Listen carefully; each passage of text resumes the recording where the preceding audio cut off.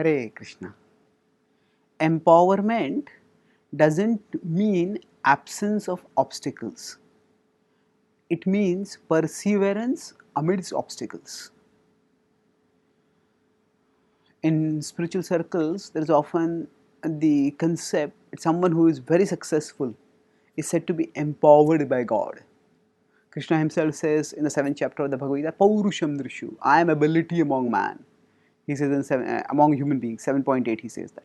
And specifically with respect to Arjuna, it is said in 11.33 that Krishna says, I will be with you, I will enable you to attain victory. I have already arranged for the death of your enemies. Tasmat tumuttishta yasho labhasva jitva shatrun bhungshvarajyam samriddham mayaivaite nihatah purvameva nimittamatram bhavasau vyasachi. Therefore, Arjuna, arise and attain victory. By my arrangement, your enemies are killed. Just become an instrument in the fight and you will attain a prosperous kingdom. So now here, Krishna tells Arjuna that Arjuna is empowered by Krishna. That the obstacles on his path the enemies will be destroyed, are already destroyed. And yet, if we see afterwards, during the Kurukshetra war, every single day Arjuna has a tough fight before him. There are no easy victories for Arjuna. He has to fight and he has to fight severely. While fighting how does he actually manage it? What is the empowerment? His empowerment is not that as soon as Arjuna goes on the warfield and look at the enemies, all the enemies fall dead. Arjuna has to use his weapons, to use his full reservoir of his skills and strength. And beyond that, whenever there are obstacles which seem to be unsurmountable, he has to persevere. So the empowerment that Arjuna had got was not external, that wherever he went the obstacles fell away. Rather it was internal, that normally of the magnitude of obstacles that would have made any lesser mortal just give up. Arjuna did not give up. So the ability, both in terms of archery expertise and the ability to persevere amidst obstacles, to persevere when facing incredibly formidable odds, that ability was Arjuna's empowerment.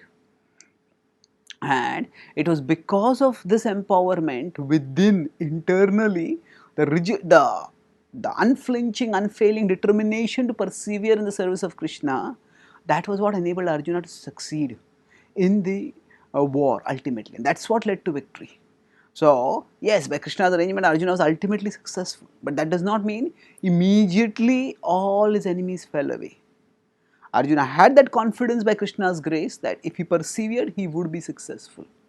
So similarly, when we are trying to do some service for Krishna and then we face obstacles, we may just become disheartened thinking, oh, so many obstacles are coming. Anyway, I am not empowered.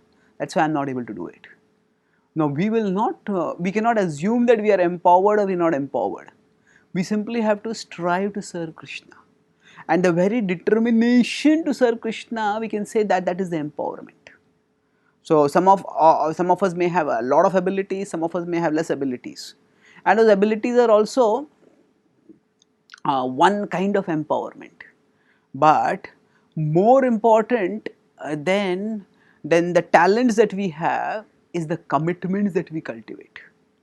So Krishna's empowerment comes not just in the form of talents, the skills to do things wonderfully. It also comes in the form of commitments, the determination, the dedication to persevere no matter how much difficulties we face. And that is ultimately what will enable us to, if we have that empowerment, that no matter what happens, Krishna, I am going to serve you. Then no matter what obstacle comes in our life, we will be empowered to overcome that obstacle. So this empowerment is by properly understanding empowerment, that it is not the expectation that there should be no obstacles, it is the determination to persevere amidst obstacles. By that understanding itself will empower us to face resolutely whatever life sends our way and to grow towards Krishna through it all. Thank you. Hare Krishna.